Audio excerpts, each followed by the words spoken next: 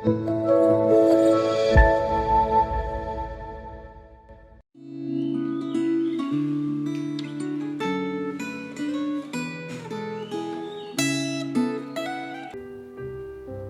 jemaat kasih dalam Tuhan, kita bersyukur hari ini kita boleh kembali merefleksikan di dalam renungan Gema.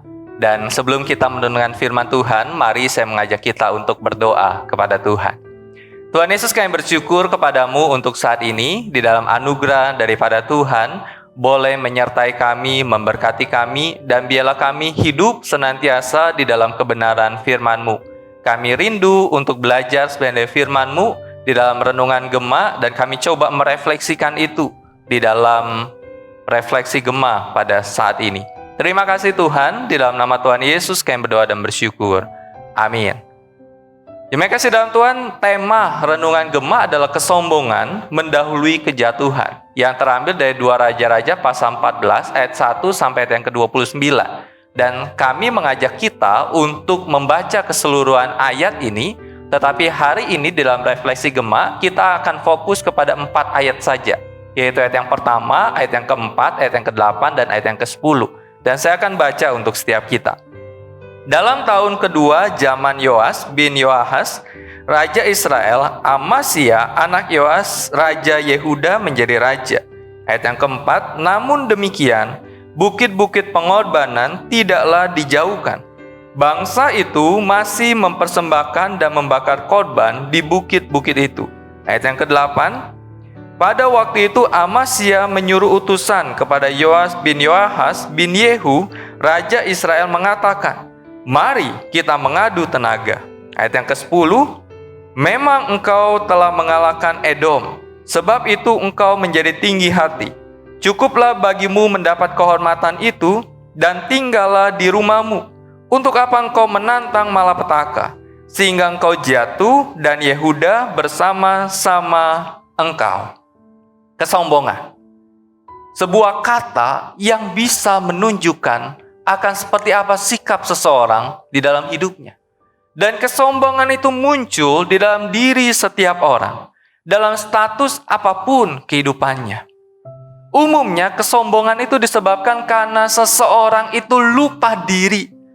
Kenapa dia bisa sampai di dalam status itu? Dan inilah yang coba penulis renungan Gema mengajak kita merefleksikan tentang Raja Amasya yang tertulis di dalam 2 Raja-Raja pasal 14.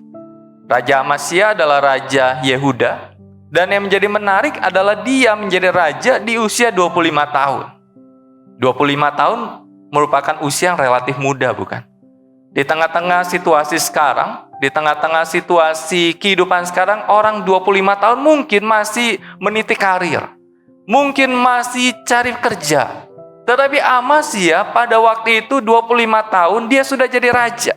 Sebuah kedudukan yang paling tinggi saat itu, menjadi seorang raja.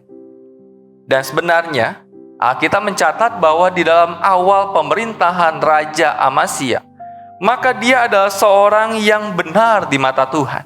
Sekalipun di dalam 2 Tawarik itu menceritakan bahwa dia tidak berpaut hatinya sepenuhnya kepada Tuhan. Sekalipun demikian, dia tetap dituliskan seorang yang benar di mata Tuhan. Meskipun dia tidak seperti Daud, bapa leluhurnya. Lalu apa yang menjadi penyebab Raja Amasya ini sombong?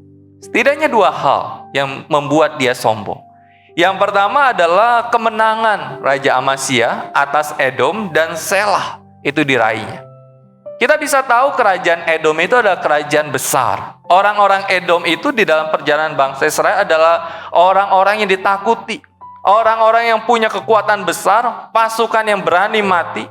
Tetapi kemudian melalui Raja Amasya, salah satunya, bahwa kerajaan atau orang Edom itu berhasil dikalahkan.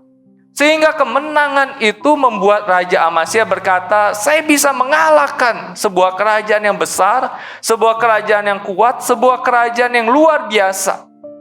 Sehingga ketika saya bisa mengalahkan kerajaan itu, tidak ada hal yang bisa mengalahkan saya. Dan yang menjadi ironis lagi adalah dia membawa berhala atau patung berhala dari para ilah-ilah Bani Israel untuk dibawa ke Yerusalem. Bukan hanya dibawa, bukan hanya jadi pajangan seperti itu, bukan hanya jadi tempat untuk ditunjukkan inilah kemenangan kita. Enggak. Tetapi yang dilakukan oleh Raja Amasya adalah dia mempersembahkan korban dan dia menyembah akan patung para ilah Bani Israel itu. Sesuatu yang ironis. Kemudian yang kedua, yaitu saat Raja Amasya itu menantang Raja Yoas, seorang raja dari kerajaan Israel. Di dalam bagian ini, di dalam ayat yang ke-8, dikatakan Raja Israel mengatakan, pada waktu itu Amasya menyuruh utusan kepada Yoas bin Yoahas bin Yehu, Raja Israel, mengatakan, mari kita mengadu tenaga. Di dalam bagian ini kata mengadu tenaga. Mengadu tenaga itu bukan sekedar kita kuat yang mana ya? Raja Amasya atau Raja Yoas yang kuat? Enggak. Tetapi mengadu tenaga di dalam konteks ini adalah ayo kita perang. Ayo kita memunculkan kekuatan dari masing-masing kerajaan.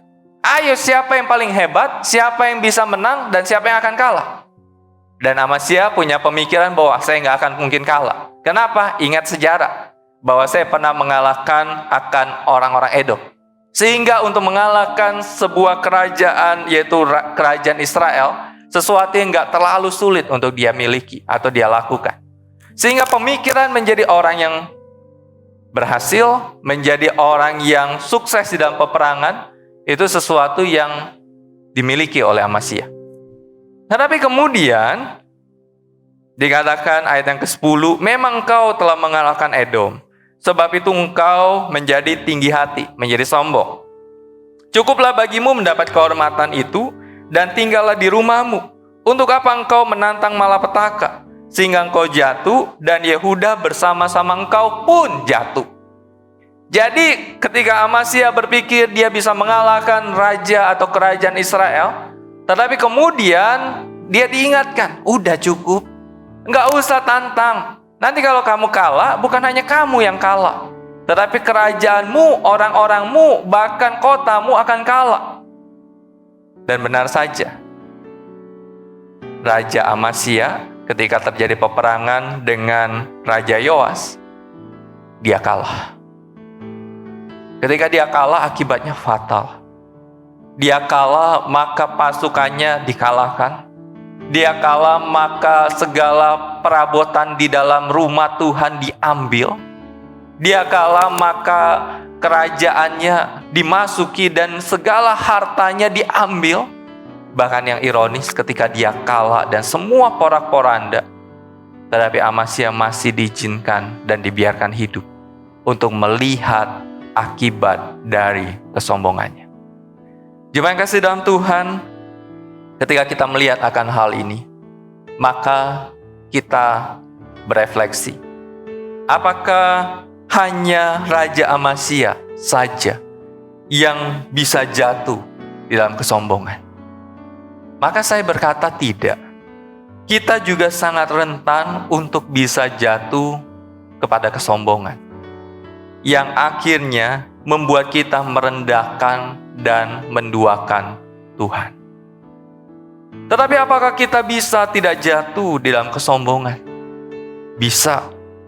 Ketika kita menyadari bahwa semua yang kita miliki saat ini adalah berasal dari Tuhan, adalah berkat Tuhan. Setiap kedudukan apapun yang kita punya. Tetapi ingat, di atas kedudukan kita yang kita punya ada kedudukan yang lebih tinggi, yaitu kedudukan Tuhan. Ada Tuhan yang lebih tinggi.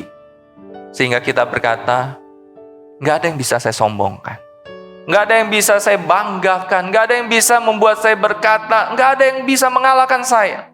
Kenapa? Ingat, di atas kita ada Tuhan. Ada yang berkata, di atas langit masih ada langit.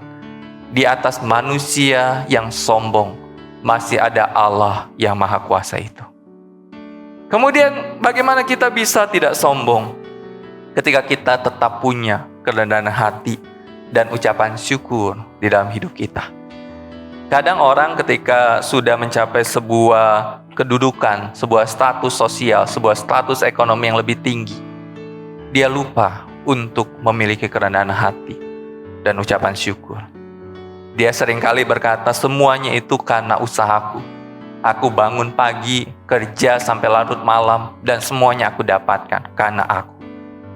Tetapi ingat, kalau Tuhan tidak berikan kita hidup, kita nggak bisa dapatkan apapun. Tapi ingat, kalau Tuhan tidak berikan kita kesehatan, kita hanya bisa terbaring di ranjang. Tapi ingat, kalau Tuhan tidak buka jalan dan berikan kita berkat, sejerih apapun usaha kita pun nggak akan dapatkan apapun. Sehingga apa yang kita punya membuat kita berkata, puji Tuhan, bersyukur, dan saya tahu saya hanyalah seorang hamba daripada Tuhan yang dipercayakan mengelola setiap berkat Tuhan untuk kemuliaan Tuhan, untuk memelihara hidup saya dan memberkati orang-orang di sekitar saya. Karena itu jemaat yang kasih dalam Tuhan, milikilah kerendahan hati. Karena kerendahan hati adalah tanda bahwa kita tahu diri. Siapa kita, siapa Tuhan, dan apa yang kita punyai adalah milik Tuhan. Kita berdoa. Tuhan Yesus, kami bersyukur kepadamu untuk saat ini. Di dalam anugerah daripada Tuhan, yang boleh menolong kami, memberkati kami. Bapa, Engkau senantiasa pelihara kami. Engkau senantiasa mencukupi kami. Dan biarlah semua pemeliharaan Tuhan membuat kami bersyukur, bukan membuat kami malah sombong, membuat kami malah angkuh. Ketika kami mulai memiliki kesombongan, itulah awal dari kejatuhan kami. Karena itu Tuhan, tolong kami dan berkati setiap kami. Terima kasih Bapa. Di dalam nama Tuhan Yesus kami berdoa dan bersyukur. Amin. Tuhan Yesus memberkati kita. Amin.